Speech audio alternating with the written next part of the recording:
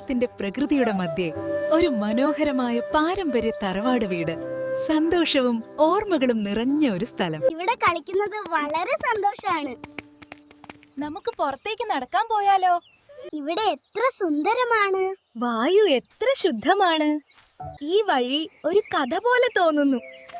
ഇതൊരു മായലോകം പോലെയാണ്. എത്ര സുന്ദരമായ പൂ.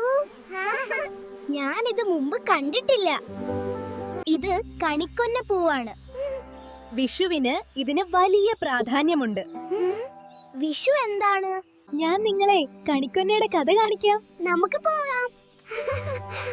കാലങ്ങൾക്ക് മുമ്പ് ഉണ്ണി എന്ന കുട്ടിയുണ്ടായിരുന്നു.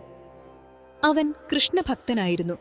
അവൻ കൃഷ്ണനെ കാണാൻ ആഗ്രഹിച്ചു. അവന്റെ ഭക്തിയിൽ സന്തോഷിച്ച കൃഷ്ണൻ സ്വർണ്ണ അരപ്പട്ട നൽകി അനുഗ്രഹിച്ചു.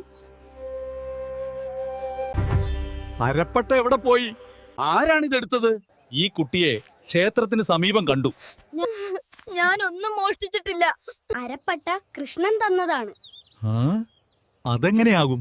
അത് ക്ഷേത്രത്തിന്റേതാണ്. അത് തിരികെ നൽകണം. ഞാൻ സത്യമാണ് പറയുന്നത്. അരപ്പട്ട കൃഷ്ണൻ തന്നതാണ്. അപ്പോൾ ഒരു അത്ഭുതം സംഭവിച്ചു.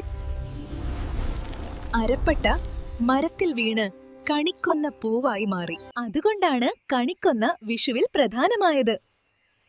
ഇപ്പോൾ വിഷുവിന്റെ അർത്ഥം മനസ്സിലായി. പൂവ് ഞാൻ വെക്കാം.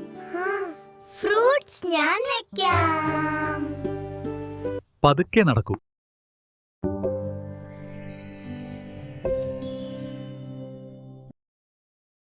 ഇതാണ് വിഷു കൈനീട്ടം, സമ്പത്തിന്റെ അനുഗ്രഹം.